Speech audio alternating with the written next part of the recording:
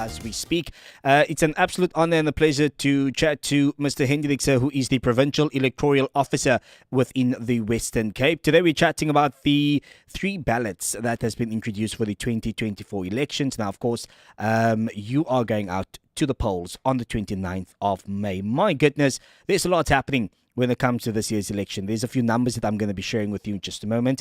But I really just wanted to get into the ballots because I think this one is quite essential so that you know exactly what do we expect and what things are looking like and that you're not surprised and then as jy so geskok then you don't know what to do or where to go about it, right? So the IEC this year has have 3 ballot papers instead of 2, which surely we are all used to by now.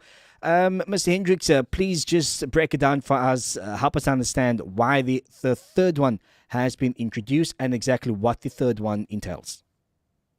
Okay, thanks very much, Cliff, and good afternoon to your listeners. It's a pleasure to be on your show. For this election, we will be receiving 3 ballot papers at the voting station. In the past, it was always 2. Yes. So this time around, what we're doing is that there are 3 ballot papers. The voter will actually be receiving 2 ballots for the parliamentary elections. Mm-hmm. The third ballot is the easier one. It's for your provincial legislature. It's the one that we always had. So in other words, the provincial legislature is the one that you use when you want to choose the provincial government. Mm-hmm. Okay. So when it comes to the other 2, there's 2 ballots. We have a national PR ballot. This is a ballot paper on which political parties only will appear, and they will be vying for 200 seats in parliament. Okay. Right? And this ballot paper, the national PR ballot, is the same ballot for the whole country. In fact, it's the ballot paper that those who are overseas today that are voting will also use. Right? So that's the one ballot. It's the same ballot. The second ballot, which we call a regional ballot, this is a ballot paper where you can vote for either a political party or an independent. And these are for 200 seats that have been reserved also in parliament, which are then divided up amongst the 9 provinces. So, Okay. for example, in the Western Cape, we have 24 seats reserved for the Western Cape in parliament. Okay. So the second ballot is where people of the Western Cape will be then saying who is best to represent our interests in parliament. Okay. And similarly, you'll have for the Eastern Cape will have 25 seats, Northern Cape has 5, etc. And every regional ballot will be different. Okay. So you won't find the same regional ballot in any other region. Okay. So then why was the third one introduced this year? I mean, you know, and also given the context of the importance of this election particularly, why was the third one introduced? What is the reasons behind that? Look, essentially it is to accommodate the appearance of independent candidates. Okay. In 2018, the Constitutional Court said it's not fair that only political parties contest the national and provincial elections. And based on that decision of the court, Parliament then adopted a new electoral system in terms of which we have now the third ballot, like the regional ballot. And on that ballot, the regional ballot as well as the provincial ballot, you can also have independents contesting. So that essentially is why we have an additional ballot, so that people have a choice now of not only voting for a party into the National Assembly, but you can also vote for an individual. That certainly makes it easier for some of us. Just the weekend, I was having this conversation, Mr. Hendrickse, because I often find myself conflicted when it comes to political parties, and I suppose you know this definitely helps us as voters, you know, making our choices when we feel perhaps there is a political party that does not represent what I want or who I am as the individual. However, there is an individual who represents it. Correct.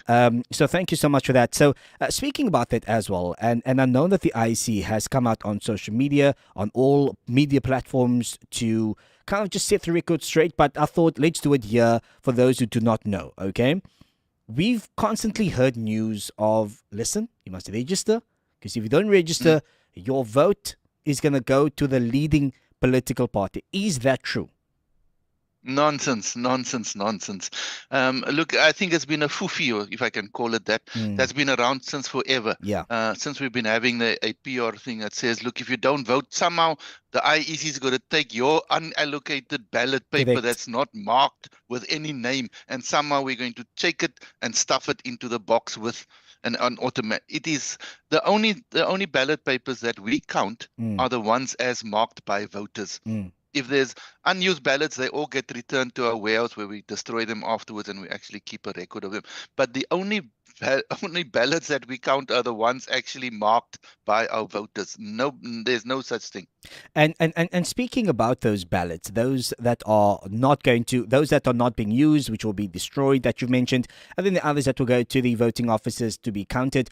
And I mean, given the context of where we are with this election specifically, and how much is riding for multiple political parties. So, in the spirit of fairness and transparency when it comes to this elections, how exactly is the IEC going to ensure that that part gets upheld and maintained? So firstly, clearly we have a very open process in terms of ballot papers, parties that can contest. As you know, there's been a number of parties that weren't happy, and they went to court, and the court made decisions, and we all have to abide by that, and that's great. So it's about the candidate nomination process, firstly, being very open to everybody can see who's going to be the candidate. Secondly, we publish a timetable, and in terms of that timetable, we set out what events will happen when, so that whether you're a party, whether you're independent, whether you're a voter, you know exactly when things will happen. You're not taken by surprise. For example, we say long before the time special votes close. Yeah. Right? Now, when it comes to the voting day, what will happen is before before the start of vote at 7 o'clock, the presiding officer assembles the ballot boxes. They're all empty. They show the presiding officers, the voters who are present, and the observers, and say, "Look here, see, this thing is empty. Can you see? Can you see? Can you see? Okay. It's empty. Voila, niks is daar nie." Okay. And then what they do is they actually seal the ballot box with security seals, so that the only opening is the one in which you can put your ballot in. Yes. Everything else has got a seal on, and the parties record that seal. Those ballots boxes remain in the eye of everybody throughout the day. In the evening, what happens is we count the votes at that station. So again, the agents are present. We don't remove the ballot somewhere to a secret location. So all the time, the agents are present, the observers are present, and then we count the votes after 9 o'clock at that voting station. And the result slip, when we get the results, one of the result slips are actually put up on the wall or the door of the voting station, so that the people outside can see was the result, so that when we publish the results later on our website, you can actually see, okay, this was what was here. Yes. And what did you capture? Aha, it's actually the same. So we're very transparent in that process. Mr. Hendrickse, I don't know what it is about you, but you are just instilling confidence in me right now as you're speaking. I don't know what's going on for a moment, because I'm so excited to go vote out of nowhere. I don't know what's happening here. Okay, so with that said as well, and earlier on you even touched on the international voters as well. Were you surprised as the IEC to see that 76,000, almost 100,000 people abroad who are South Africans, are planning on voting for a country that they no longer live in, yet they grew up in it? No, look, it's awesome. Can I just correct you also? There are 56,000 South Africans abroad. So what we did is, to accommodate those South Africans living abroad, we created what we call an overseas segment of the voters roll. So if you're staying in Dubai, you're staying in the US or whatever, that's where you'll stay. It's very difficult for you to say, I stay in Allisdale or whatever the place is, because you're not there anymore. So we created that, and on that one there was 56,000 voters around the world, all right, registered to vote. Like you and me go to the station, they go to the embassy, they vote, they don't need anything. And then there was another 20,000 South Africans who said, we are registered in South Africa, but we're traveling. We will be overseas on that day. So that 20,000 are people that are actually currently traveling and they're coming back. Those are the two numbers. And yes, and so it's awesome. It's awesome. And the big thing is, again, because we have a timetable, we can plan. So we know exactly how many ballot papers to go to which embassy. Remember, we have 111 missions around the world. So we can say, okay, London, we know is going to be very busy. 24,000 voters, we know it's going to be busy. So that's why we have 2 voting days in London. The others, for example, Dublin, whatever, there's 3,000. So we know how many there, so we can plan accordingly. But it's awesome that we're giving more people opportunity to vote. I love that. And then also just bringing this conversation to a close. Now, speaking about all of these numbers that we just spewed out, 27.79 million people have registered to vote this year, the most since the democracy within the country. I mean, firstly, that's record breaking right there. And I suppose that sets up the stage for the importance of how this year's election is truly to us as South African citizens.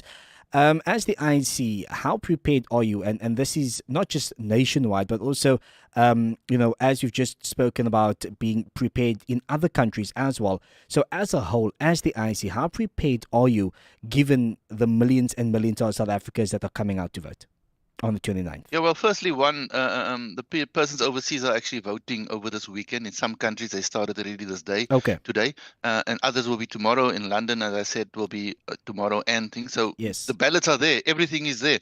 And then when it comes to in terms of the overall, all the persons that applied for special votes, we have their names, we have their details, so we know exactly how many people to expect as well. So yes, it's awesome.